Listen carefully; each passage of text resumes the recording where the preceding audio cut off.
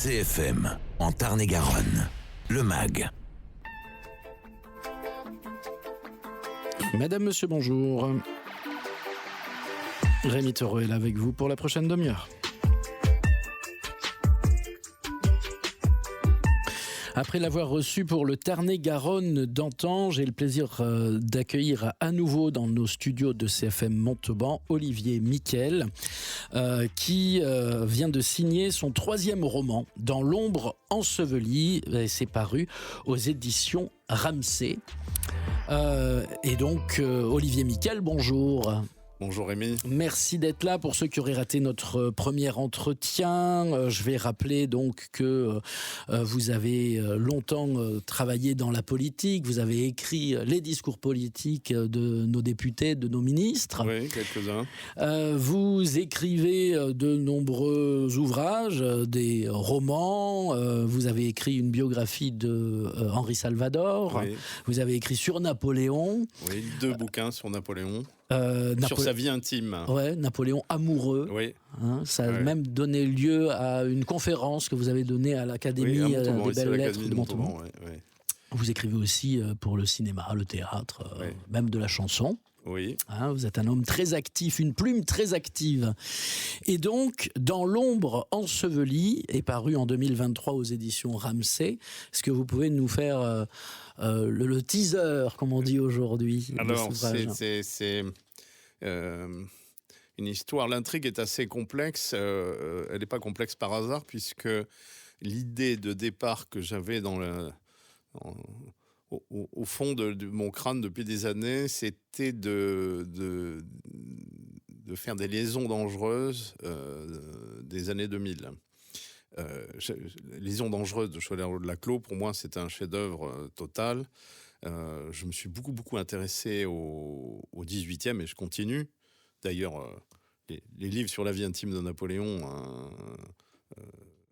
viennent de ça, de cette passion que j'ai pour la fin de l'Ancien Régime et le début d'une nouvelle ère. Et la vie au 18e, avec les encyclopédistes en particulier, me passionne. D'ailleurs, j'ai un projet dont on parlera plus tard sur un Montalbanais qui a été très très célèbre à l'époque, qu'on a complètement oublié. Et donc, j'avais cette idée depuis très très longtemps. Et pendant la période du confinement, où j'ai eu un peu de temps de recul, je me suis dit, là, je vais mettre à exécution ce que j'avais prévu. Pour des raisons personnelles, je sortais d'une période un peu difficile. J'ai vécu et côtoyé pas mal de milieux à Paris, celui du pouvoir essentiellement, mais un peu aussi celui du monde du cinéma, de ce qu'on appelle le showbiz. Le showbiz, ouais. Au sens large. J'avais été assistant réalisateur dans mes premières années à Paris, au cinéma. C'est un milieu que j'avais abandonné justement parce que je le trouvais trop compliqué pour moi, pour ma bonne nature, je dirais. Il y a un cynisme effrayant dans ce milieu, dans d'autres aussi, mais plus on monte évidemment dans l'échelle sociale et plus le cynisme est présent. Je ne suis pas le premier à le dénoncer dans un roman. Et donc, mon idée a été de remplacer symboliquement l'aristocratie de l'époque que Cholet-de Laclos avec ces terribles manipulateurs qu'est Valmont et ce couple diabolique qu'il forme avec Madame de Merteuil. J'ai transposé ça dans une personnalité extrêmement cynique, qui est un producteur de téléfilms, qui lui-même est très proche d'une grande comédienne de théâtre. Ils font pas mal de téléfilms ensemble, mais ils voudraient l'un et l'autre aller au cinéma et faire des grands films de cinéma pour être passé à la vitesse supérieure, si je puis dire. Ce producteur est marié avec une femme qui est totalement sous son emprise et qui ne se rend pas compte de la façon dont il l'utilise dans son système relationnel de façon positive et négative. Va entrer là-dedans un auteur qui est une personnalité beaucoup plus à la fois complexe mais beaucoup plus simple, est quelqu'un qui est d'un cœur très simple, mais d'un esprit compliqué. Donc, c'est un romancier, quelqu'un qui prête sa plume quelquefois, qui écrit pour des personnalités connues, ce qui se pratique beaucoup dans le monde de l'édition. Il vit correctement de ça. Et... Un nègre, comme on dit aujourd'hui. On n'a plus le droit de dire. On ne peut plus dire un nègre, justement. Comment... je le précise dans le roman. On ne peut plus dire. Oui. Et ce garçon extrêmement sympathique devient l'ami intime de ce producteur qui, en réalité, n'a pas du tout les intentions déclarées qu'il lui déclare quand il le rencontre. Il lui dit qu'il cherche des auteurs pour des films. En réalité, il sait qu'il va avoir la Légion d'honneur parce qu'il a un ami qui est un ancien ministre, qui est un des personnages principaux du roman, qui est assez cynique lui aussi. Et en fait, on lui a dit qu'il a entendu un jour un discours exceptionnel écrit par cet auteur, et donc il veut qu'il lui écrive son discours de Légion d'honneur. Donc ça démarre comme ça. On va d'ailleurs assister à la cérémonie qui est assez drôle. Et donc c'est tout un système de manipulation dans ce petit monde qui commence dans les soirées le dimanche soir chez ce producteur qui habite avenue Victor Hugo, qui reçoit de façon fastueuse.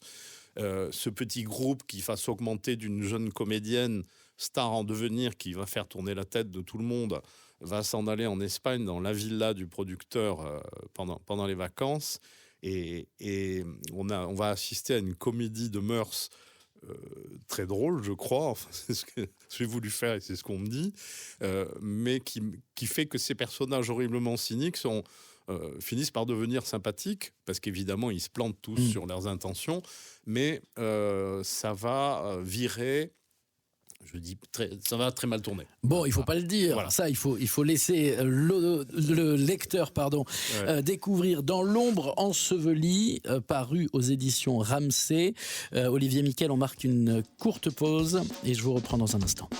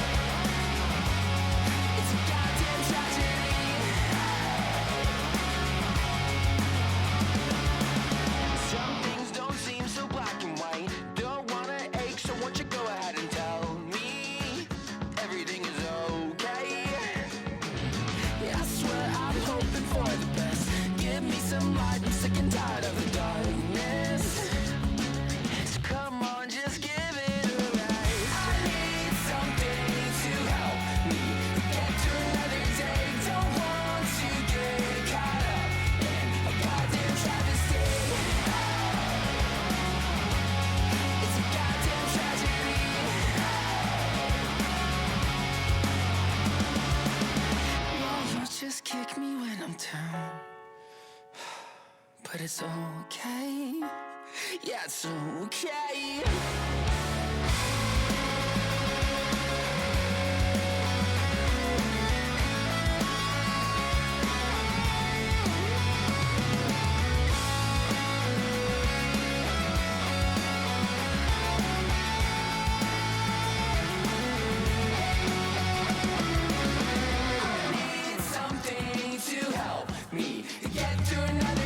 Le MAG de CFM Montauban en compagnie d'Olivier Miquel, auteur de Dans l'ombre ensevelie aux éditions Ramsay, des manœuvres dans le monde du showbiz et de la politique. On sent le vécu un petit peu. Oui. On sent que vous avez pioché dans votre propre vécu. Il est question d'écrire de quelqu'un qui écrit pour quelqu'un d'autre. Ça a été votre cas pendant des années et des années. Oui. D'ailleurs, comment on se met dans la peau de ce quelqu'un d'autre, que ce soit un politique ou autre, pour écrire? Alors, je ne vais pas être très sympathique pour eux, mais en fait, chaque fois que j'ai eu je suis devenu la plume d'un homme politique, qui étaient en général ministres, en tout cas des personnalités assez éminentes, parce que sinon, ils n'ont pas les moyens d'avoir une plume dans leur cabinet. Mais je suis toujours arrivé en disant, écoutez, j'écris votre discours comme si c'était moi, et puis on rajustera en fonction de ce qui vous convient ou pas. Et en fait, ils n'ont jamais rien rajusté. Et donc, assez rapidement, vous devenez leur voix. Mais vous-même, quand vous dites vous écrivez pour vous, vous écrivez quand même selon la couleur politique de la personne par laquelle vous écrivez. Moi, j'ai toujours écrit pour des élus de la droite républicaine. Donc ça, c'est quand même... Tout le monde pense grosso modo la même chose. Il faut savoir que je crois que j'avais compté 600 ou 700 discours en tout. Il y a des discours de campagne. Et en général, on utilise des éléments de langage qui proviennent de la source. En l'occurrence, moi, j'avais fait pour le maire de Nice, j'avais fait Christian Estrosi, j'avais fait la campagne de Nicolas Sarkozy.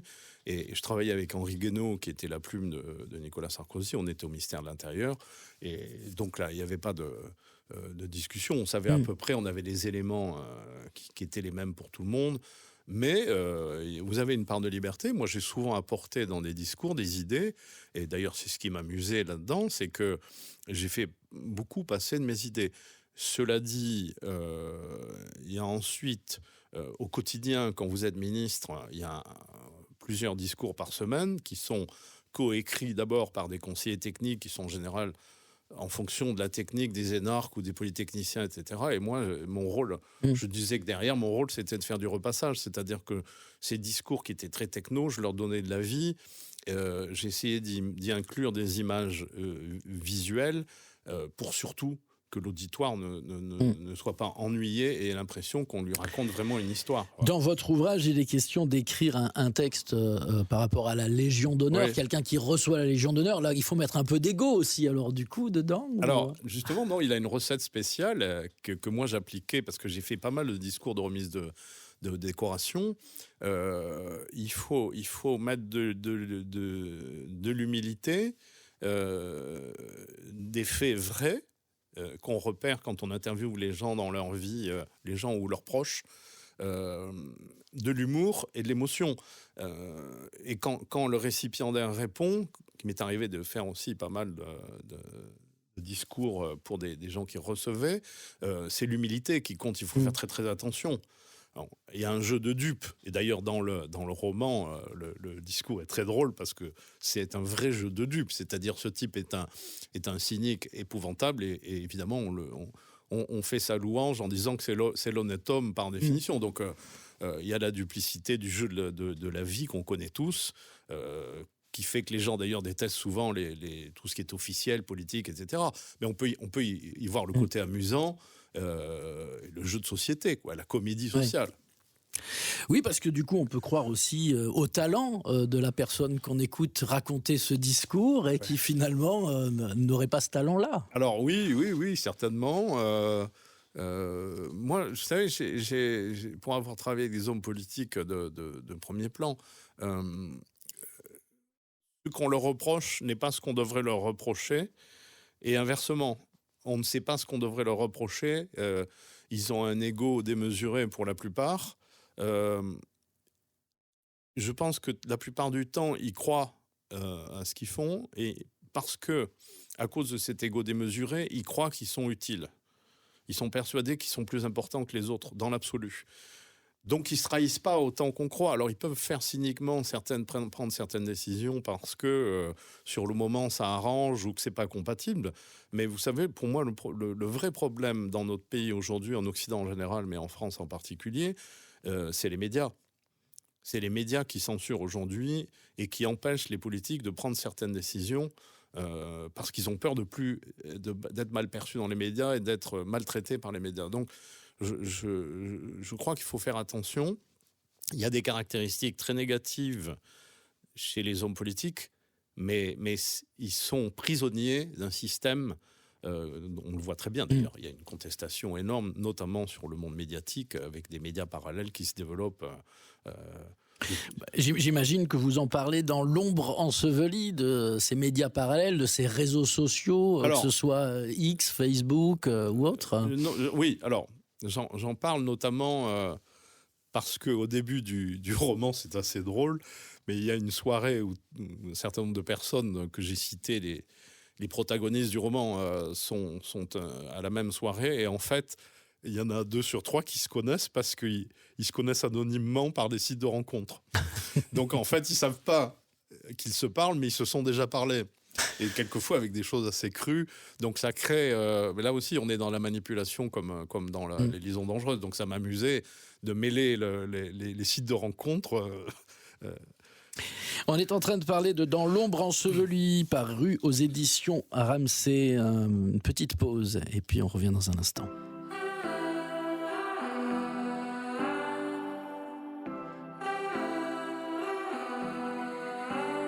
Et tous ces silences qui blessent, tu me perds dans ta tête, j'ai mal au cœur. Et tout est triste, je déteste, je m'en vais mais je reste dans la rancœur.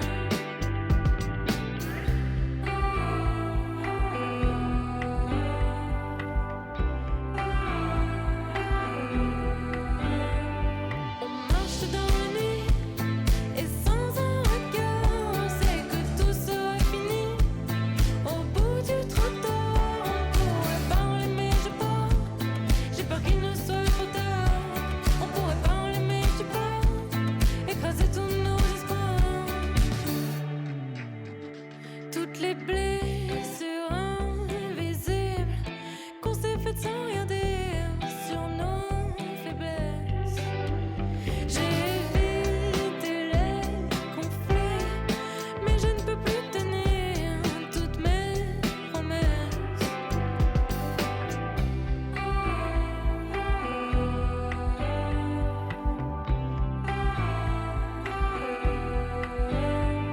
On marche dans la nuit et sans un regard, on sait que tout sera fini. Au bout du trottoir, on pourrait parler mais je pars. J'ai peur qu'il ne soit trop tard. On pourrait parler mais tu pars, écraser tous nos espoirs.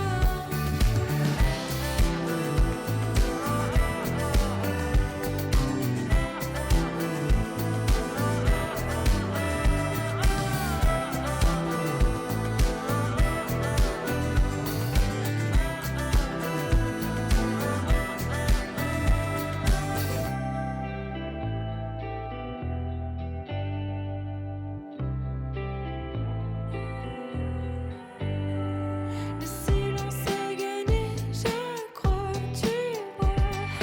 Regardez tourner, je crois pas toi. Le silence est gagné, je crois, tu vois. Regardez tourner, je crois pas toi. Le silence est gagné, je crois, tu vois. Regardez tourner, je crois pas toi. On marche dans la nuit et sans un regard, on sait que tout sera fini. Au bout du trottoir, on pourrait parler mais je pars. J'ai peur qu'il ne soit trop tard. On pourrait parler mais je pars, écraser tous nos espoirs.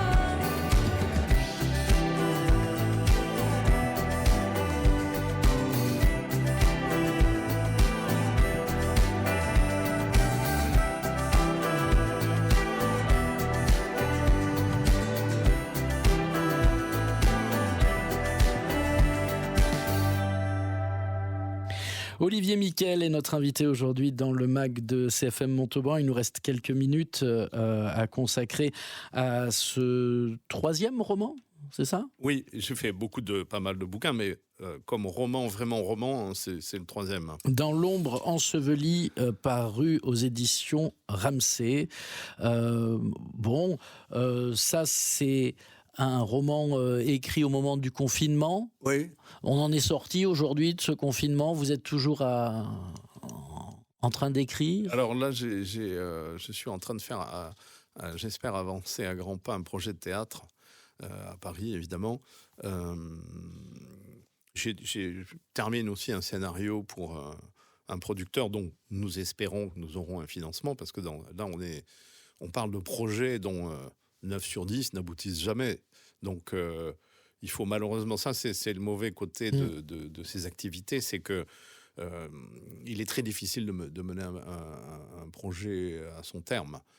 Même pour les romans, de trouver un éditeur, ça devient de plus en plus difficile. Il y a des critères qui sont un peu les mêmes d'ailleurs que ceux de l'entreprise. C'est-à-dire quand vous avez passé 50 ans, si vous n'êtes pas grand patron, il y a des chances qu'on vous dégage. Et l'édition, c'est la même chose. Si vous n'avez pas été vendu... Ça pousse derrière, hein. Il y a des jeunes qui arrivent puis derrière. Il y a surtout donc, l'idée que si vous n'avez pas rapporté déjà, fait des ventes gigantesques avec vos bouquins, comme tous ces groupes maintenant sont dirigés par des financiers, on a tendance à vous dire vous êtes gentil, mais bon, vous ne nous intéressez plus. Bon, plutôt dans le théâtre alors, quand même, les projets. Le théâtre, là, j'espère que ça va démarrer. J'ai plusieurs pièces déjà écrites. Et un autre roman peut-être, non? Et alors, je vous en parle pas aujourd'hui, mais il est probable que mon prochain roman aura pour personnage central, ce sera un roman historique, un personnage de Montauban. Ah, bon, ben donc ça, affaire à suivre. Je rappelle que je vous avais reçu pour le Tarn-et-Garonne d'antan aussi, et qu'on avait parlé à l'antenne de Montauban la secrète ou d'autres beaux livres comme ça sur la marqueterie de Martre-Tolosane, enfin les beaux meubles. À Revel. Oui, Revel, pardon. Et donc, vous ferez, j'imagine, d'autres projets dans ce style-là. Écoutez, ça, c'est c'est quand ça tombe, à la demande. Je me dis, on va voir si ce Tarn-et-Garonne d'antan marche bien, parce que cette maison d'édition fait toutes les grandes villes, ou les villes d'eau, ou les villes importantes, et les départements. En l'occurrence, comme vous savez, on a un tout petit département. Montauban est une ville que j'adore par-dessus tout, mais qui n'est pas une métropole. Est-ce qu'ils vont trouver que les ventes sont suffisantes pour qu'on déclenche un Montauban d'antan ? Je l'espère, et on verra ça dans les mois ou les années qui viennent. Ça devrait se faire. Merci beaucoup, en tout cas, Olivier Miquel, d'être revenu dans nos studios ici à Montauban. Bientôt, vous aurez votre nom sur un fauteuil ici. Dans l'ombre ensevelie, c'est paru aux éditions Ramsay. À bientôt. À bientôt, merci. Vos podcasts et replays. Podcasts et replays. cfmradio.fr